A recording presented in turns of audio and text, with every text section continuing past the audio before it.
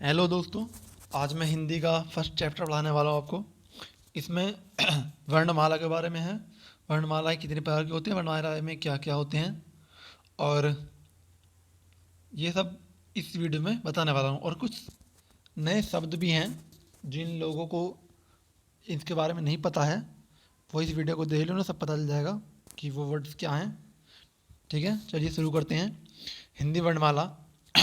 हिंदी वर्णमाला हिंदी भाषा की सबसे छोटी ध्वनि होती है। मतलब सबसे ज़्यादा जो इकाई होती है ना, वो ध्वनि होती है। सबसे छोटी इकाई ध्वनि होती है। इसी ध्वनि को हम वर्ण कहा कहते हैं। वर्ण को व्यवस्थित करने के समूह को वर्णमाला कहा जाता है। ठीक है। हिंदी में उच्चारण के आधार पर 45 वर्ण होते हैं। इनमें 10 स्वर, 35 व्यंजन होते हैं। लेखन के आधार पर 52 वर्ण होते हैं। इसमें 13 स्वर, 35 व्यंजन, 4 संयुक्त व्यंजन होते हैं। ठीक है। देखो ये क्या कह रहे हैं कि हिंदी भाषा की सबसे छोटी इकाई, ठीक है ना, हिंदी भाषा की सबसे छोटी इकाई ध्वनि होती है। इसी ध्वनि को हम वर्ण कहते हैं। ठीक है। वर्ण और ध्वनि एक ही है, क्योंकि सबसे छोटी इकाई ध्वनि। देखिए, अगर हम बोलचाल की भाषा में कहें कि हिंदी भाषा की बोलने वाली सबसे छोटी इकाई कौन सी है, तो ध्वनि। और लिखित रूप में पूछे तो वर्ण। क्वेश्चन इस तरह से आता है कि हिंदी भाषा की सबसे छोटी इकाई वो मौखिक रूप से कौन सी है, तो ध्वनि। अगर लिखित रूप से आता है तो वर्ण। ठीक है। वर्णों को व्यवस्थित रूप से कर देते हैं, उसे वर्णमाला कहते हैं। ठीक है। ये वैसे टोटल 52 होती हैं, 52 वर्ण होते हैं। 13 स्वर होते हैं, जिसमें मैं आगे बताऊंगा कि 11 स्वर अलग होते हैं, 2 स्वर अलग होते हैं। ठीक है। आइए आगे बढ़ते हैं। वर्ण 2 होते हैं, स्वर और व्यंजन। ठीक है। आइए देखिए, स्वर वो वर्ण होते हैं जिन्हें बोलने के लिए किसी दूसरे की आवश्यकता नहीं होती। मतलब स्वर स्वतंत्र होते हैं, वो किसी पर निर्भर नहीं होते हैं। ठीक है ना। स्वर किसी पर निर्भर नहीं होते हैं, बल्कि स्वर दूसरों को सहायता करते हैं उनका अस्तित्व बनाने के लिए। जैसे व्यंजन को हमेशा स्वर की आवश्यकता होती है। बिना स्वर के व्यंजन का कोई अस्तित्व नहीं है। बिना स्वर के इस्तेमाल किए हुए, किए बिना हम व्यंजन को नहीं बोल सकते। ठीक है। नहीं प्रोनाउंस कर सकते, उच्चारण नहीं कर सकते। ठीक है। तो जिन वर्णों या अक्षरों का उच्चारण में वायु हमेशा मुख से बिना रुकावट या अवरोध के बाहर निकलती है, उन्हें स्वर कहा जाता है। मतलब जब हम स्वर को बोलते हैं तो हमारे मुंह से कोई वायु नहीं निकलती और कोई अवरोध नहीं होता, बल्कि हम पोलाइट तरीके से स्वर को बोल सकते हैं। देखो, स्वर को इंग्लिश में वोवेल्स बोलते हैं। हमें पता है, बचपन से हम इंग्लिश में पढ़ते आते हैं वोवेल्स क्या होते हैं। A E I O U, ये हमारे वोवेल्स होते हैं इंग्लिश में, लेकिन हिंदी में स्वर होता है। ठीक है ना। टोटल वैसे 13 होते हैं, लेकिन 11 कुछ और होते हैं, 2 कुछ और होते हैं। मैं आपको बताने वाला हूँ आगे। तो अ, आ, ई, उ, रे, ए, ऐ, औ, औ, अं, अः। ठीक है। ये सारे होते हैं हमारे स्वर। स्वर के उच्चारण में वायु या श्वास हमारे मुख के बिना किसी रोक के बाहर निकलती है। ठीक है ना। ये याद रखना है कि बिना किसी रोक के बाहर निकलता है, अवरोध नहीं होता। मतलब ठीक है ना। स्वर होते हैं हमारे। दूसरा होता है व्यंजन, कॉन्सोनेंट। मैंने बताया ना, कॉन्सोनेंट और वोवेल्स इंग्लिश में हमें पता होता है, लेकिन हिंदी में नहीं पता, हम हिंदी में ध्यान नहीं देते। तो कॉन्सोनेंट होता है व्यंजन हिंदी में। वे वर्ण जिन्हें बोलने के लिए दूसरे स्वर की आवश्यकता होती है। बिना स्वर के व्यंजन का कोई अस्तित्व नहीं है। ठीक है। बिना स्वर के इस्तेमाल किए हुए, बिना उपयोग किए हुए व्यंजन को हम नहीं बोल सकते, नहीं बोल पाते। ठीक है। नहीं उच्चारण नहीं कर पाते। और व्यंजन को व्यंजन का उच्चारण करते समय हमारे मुख से हवा निकलते समय घर्षण रुकावट होती है। ठीक है। बिना रुकावट के हम व्यंजन का इस्तेमाल नहीं कर सकते। ठीक है। ये रहा हमारा है व्यंजन। ठीक है ना। देखिए, सबसे इंपॉर्टेंट है ना इसमें व्यंजन स्वतंत्र नहीं होता है। इसे बोलने के लिए हमेशा स्वर की आवश्यकता होती है। ठीक है ना। बिना स्वर के व्यंजन का कोई अस्तित्व नहीं है। जैसे कि देखा, मैंने इसमें लिख रखा है एग्जाम्पल, उदाहरण है कि अगर हम क्या लिखते हैं, सिर्फ क्या, तो क्या भले ही देखने में स्वतंत्र मतलब देखने में लगता है कि पूरा कंप्लीट है, पर ये कंप्लीट नहीं है। ये दो वर्णों से मिलकर बना है, स्वर और व्यंजन। ठीक है ना। इसमें हर व्यंजन में एक स्वर छुपा होता है। जैसे देखिए, हम क्या बोलते हैं तो क बोलते हैं ना, क। तो क के अंत में हम मुंह से क्या ध्वनि निकलती है, हमारी स्वर निकलता अ, क। ठीक है ना, अ। तो ये हमारा क्या होता है इसमें क प्लस अ, मतलब स्वर और व्यंजन दोनों मिक्स होते हैं, तो बिना स्वर के व्यंजन को हम नहीं बोल पाते हैं। इसी तरह ख, ग और घ भी होता है इस तरह, ठीक है ना, ये हमारे व्यंजन होते हैं। तो हमने क्या समझा, स्वर वे होते हैं जो स्वतंत्र होते हैं, उन्हें किसी की आवश्यकता नहीं होती, ठीक है ना। स्वर वे होते हैं वे स्वतंत्र होते हैं जिनके उच्चारण में किसी और की सहायता नहीं होती। ये 13 होते हैं, लेकिन 11 मूल स्वर 11 होते हैं, ठीक है ना। मूल 11 होते हैं, ठीक है। 2 एक्स्ट्रा होते हैं, ये तो है ना, मैं आगे बताने वाला हूँ कि अनुस्वार और विसर्ग ये अलग होते हैं आगे, ठीक है ना। आइए, व्यंजन और बाकी होती हैं व्यंजन, क से लेकर ग तक व्यंजन होते हैं, ठीक है। तो स्वर और व्यंजन हो गया हमारा।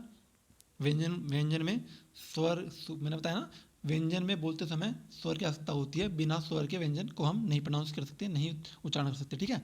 आइए, स्वर 3 प्रकार के होते हैं, हास्य स्वर, दीर्घ स्वर और प्लुत स्वर, ठीक है। वैसे और भी बहुत सारी टाइप होते हैं, पर मैं बस इंपॉर्टेंट जो ऊपर का है, जो आपको समझ में आ जाए वह समझाऊंगा।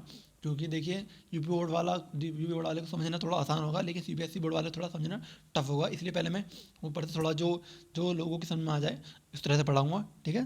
तो आइए, स्वर 3 प्रकार के होते हैं, हास्य स्वर, दीर्घ स्वर और प्लुत स्वर, ठीक है। हास्य स्वर वे होते हैं जिसमें बोलते समय वायु कम निकलती है, ठीक है ना, या वायु ना के बराबर निकलती है।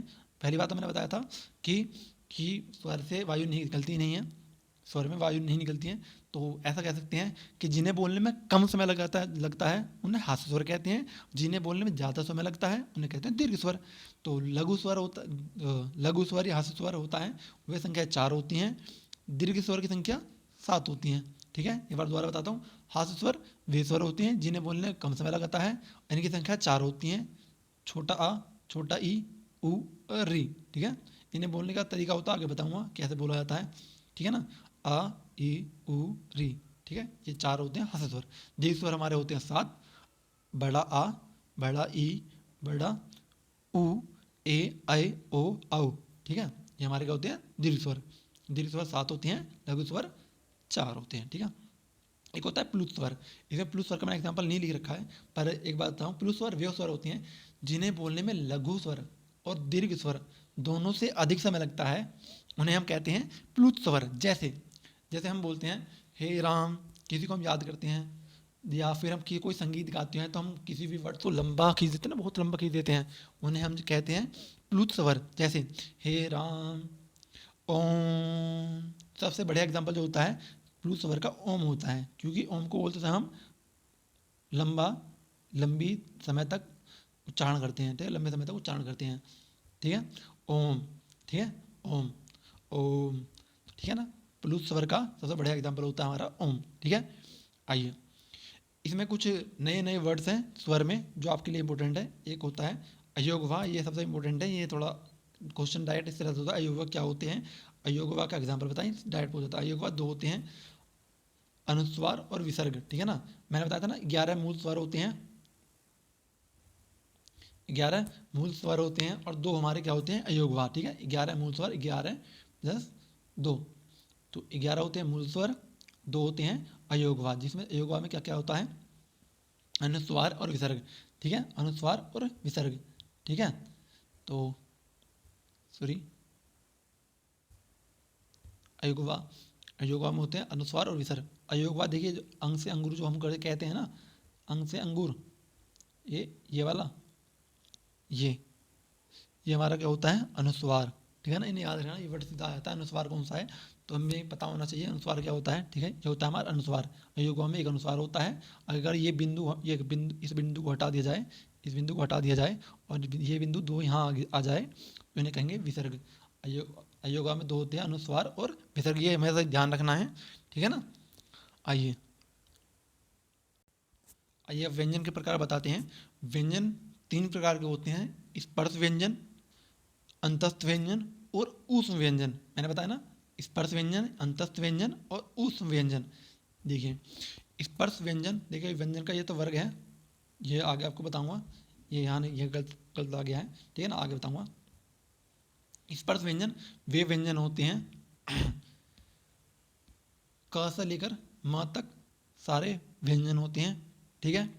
क वर्ग से लेकर प वर्ग तक सारे हमारे व्यंजन होते हैं, ठीक है। आइए आगे बताता हूँ। इनकी संख्या 25 होती है, स्पर्श व्यंजन की संख्या 25 होती है, ठीक है। अंतस्थ व्यंजन इनकी संख्या 4 होती है, य र ल व। हमें देखो ये इतना इंपॉर्टेंट नहीं है, बस हमें पता होना चाहिए स्पर्श व्यंजन क्या होता है, मैंने कितने होते हैं। ये क्वेश्चन में यही आता है कि स्पर्श व्यंजन कितने होती हैं। तो स्पर्श व्यंजन 25 होते हैं, ठीक है। क वर्ग से लेकर प वर्ग तक, क ख ग घ ड़ च छ ज झ ण ट ठ ड ढ ण त थ द ध न प फ ब भ म, ठीक है। ये हमारे क्या होते हैं स्पर्श व्यंजन। आइए, अंतस्थ व्यंजन 4 होते हैं, देखिए ये इंपॉर्टेंट है, अंतस्थ व्यंजन और हमारा उस व्यंजन, ये थोड़ा इंपॉर्टेंट है क्योंकि इन्हें क्वेश्चन, इनसे क्वेश्चन डायरेक्ट आता है कि अंतस्थ व्यंजन निम्नलिखित में से कौन सा है। तो हमें पता होता है य र ल व हमारे अंतस्थ व्यंजन होते हैं, ठीक है ना। ये सबसे इंपॉर्टेंट है, ये हमेशा याद रखना है। तो य र ल व यूँ क्या होते हैं हमारे अंतस्थ व्यंजन, य र ल व अंतस्थ व्यंजन, ठीक है। अंतस्थ व्यंजन 4 होते हैं, उस व्यंजन हमारे भी 4 होते हैं। उस व्यंजन तीनों स और ह, तीनों स और ह हमारे क्या होते हैं उस व्यंजन, ठीक है ना। ये हमारे क्या होते हैं उस व्यंजन, ये होते हैं हमारा अंतस्थ व्यंजन और उस व्यंजन, ठीक है। आइए आगे बढ़ते हैं, ठीक है। एक ये तो हो गया हमारा व्यंजन के प्रकार के 3 होते हैं, ऊष्म, ऊष्म, स्पर्श और अंतस्थ, ठीक है। ये तो हो गए हमारे व्यंजन के प्रकार, ठीक है। आइए कुछ नए वर्ड्स होते हैं इसमें जो इंपॉर्टेंट होते हैं, लोगों को नहीं पता होते कि क्या इसके मतलब क्या है, इनमें कौन कौन शब्द आते हैं, ठीक है ना। आइए, उच्छिष्ट व्यंजन होते हैं, एक वर्ड होता है उच्छिष्ट व्यंजन। क्वेश्चन इनसे डायरेक्ट बनता है कि उच्छिष्ट व्यंजन क्या है, या उच्छिष्ट व्यंजन के उदाहरण बताइए, या ऐसे पूछा जाता है निम्नलिखित में से उच्छिष्ट व्यंजन कौन से हैं, ठीक है ना। ढ अड़ र ये हमारे उच्छिष्ट व्यंजन होते हैं, इन्हीं द्विगुण व्यंजन। क्वेश्चन ये भी आता है कि उच्छिष्ट व्यंजन या द्विगुण व्यंजन इनमें निम्नलिखित में से कौन सा है। तो ढ और ड़ ये हमारे क्या होते हैं उच्छिष्ट व्यंजन, ठीक है ना। आइए आगे बताता हूँ, देखिए एक तो हो गया हमारा उच्छिष्ट व्यंजन, उच्छिष्ट व्यंजन ये हो गया एक इंपॉर्टेंट वर्ड, और दूसरा हो गया अल्पप्राण और महाप्राण। हमें ये पता होना चाहिए अल्पप्राण और महाप्राण, ठीक है। अल्पप्राण वे होते हैं जिन्हें बोलने में हमें कम कम वायु की आवश्यकता होती है, ठीक है। अल्पप्राण माने, देखिए मैं एक चीज़ तो आपको आसानी से समझाने के लिए बताता हूँ कि प्राण माने वायु, ठीक है। वायु होता है ना, बिना वायु के हम प्राण नहीं बचता हमारा प्राण, ठीक है। तो अल्पप्राण माने छोट कम, अल्पप्राण मतलब कि कम वायु, महाप्राण मतलब ज़्यादा वायु। तो जिसमें कम वायु मुख से निकले उसे कहेंगे अल्पप्राण, और जिसमें ज़्यादा वायु मुख से निकले उसे कहेंगे महाप्राण, ठीक। तो आइए अल्पप्राण बता दो कौन कौन सा है। देखिए अल्पप्राण की संख्या 20 होती है, जिन्हें बोलने में कम समय लगता है बल्कि और कम वायु निकलते हैं मुख से, उन्हें कहते हैं अल्पप्राण, ठीक है ना। देखिए ये है 20 संख्याएं हमारे। वैसे तो मैं बता दूँ एक आसान तरीका जिससे हमें पता होना चाहिए कैसे होना चाहिए। तो क वर्ग, च वर्ग, ट वर्ग, त वर्ग और प वर्ग, इन सब का पहला, तीसरा और पांचवा 135, ये हमें वर्ड याद रखना है। किसमें अल्पप्राण में 135, अल्पप्राण में 135, ये याद याद रखेंगे तो हमको पूरा याद रखेगा अल्पप्राण क्या होता है। तो सभी वर्ग के, क वर्ग से लेकर प वर्ग तक के सबके 135 अक्षर, ठीक है। 1, 3 और 5 वर्ण अक्षर कुछ भी कहो, ये हमारे क्या होते हैं अल्पप्राण। और अंतस्थ व्यंजन भी हमारा, अंतस्थ व्यंजन बताएं य र ल व अंतस्थ व्यंजन होते हैं, य र ल व अंतस्थ व्यंजन होते हैं, ठीक है। अंतस्थ व्यंजन इसमें आते हैं। और एक उच्छिष्ट व्यंजन, एक उच्छिष्ट व्यंजन बता ना, 2 उच्छिष्ट व्यंजन होते हैं, ढ ढ़ और अड़ा, ठीक है। ये हमारे क्या होते हैं उच्छिष्ट व्यंजन, ठीक है। तो इनमें से अड़ा तो आता है अल्पप्राण में, और दूसरा आता है, दूसरा आगे बताऊंगा, दूसरा वाला दूसरे में आता है, ठीक है। आइए महाप्राण, अल्पप्राण हो गया, अब आया महाप्राण, ठीक है। ऐसे व्यंजन जिनको बोलने में अधिक प्रयत्न करना पड़ता है, अधिक समय लगता है, मुंह से अधिक वायु निकलती है, उन्हें कहते हैं महाप्राण। जैसे ख, घ, छ, झ, ठ, ढ, थ, ध, फ, भ, अड़ा, अढ़ा, ठीक है। और तीनों ये। आइए, तो सारे वर्ग का पहला, तीसरा, पांचवा तो अल्पप्राण में आ गया, बचा क्या दूसरा और चौथा, दूसरा और चौथा महाप्राण में आएगा, दूसरा और चौथा उसमें 135, इसमें 24, महाप्राण में 24, ठीक है। क वर्ग से लेकर प वर्ग तक सबके दूसरा और चौथा, और चारों ऊष्म व्यंजन इसी में आएंगे। देखिए महाप्राण में ऊष्म व्यंजन होते हैं तीनों स और ह, और एक उच्छिष्ट व्यंजन, उसमें क्या था अंतस्थ व्यंजन, इसमें था अंतस्थ व्यंजन, अल्पप्राण में था अंतस्थ व्यंजन। अब इसमें है ऊष्म व्यंजन, उसमें अंतस्थ व्यंजन, इसमें ऊष्म व्यंजन, ठीक है। और एक उच्छिष्ट व्यंजन, इसमें है ढ ढ, उसमें ढ ढ ढ़ ढ़, अल्पप्राण में ढ महाप्राण में, ठीक है। इसे याद करने के चलिए 24 उस व्यंजन और उच्छिष्ट व्यंजन, ठीक है।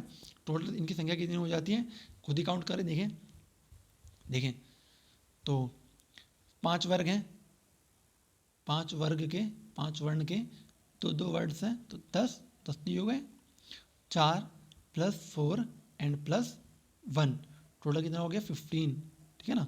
टोटल 15 15, टोटल 15 हो गए, ठीक है। इसमें कितने होते हैं, 15 वर्ण होते हैं, ठीक है। आइए, एक वर्ड आता है संयुक्त व्यंजन, लोगों को नहीं पता होता संयुक्त व्यंजन क्या होता है। संयुक्त व्यंजन सुनो, जो लास्ट के 4 वर्ण 4 अक्षर होते हैं ना, वो संयुक्त व्यंजन होते हैं। वे सिर्फ एक वर्ण या अक्षर नहीं होते, ये 2 व्यंजनों से मिलकर बना होता है। देखिए जैसा 6 क्षत्रिय होता है ना, 6 क्षत्रिय, ये क व्यंजन और श व्यंजन दोनों से मिलकर बना होता है, ठीक है। ये क व्यंजन और श व्यंजन इन दोनों से मिलकर होता है, जिसे छ बोलते हैं, ठीक है ना, 6 क्षत्रिय।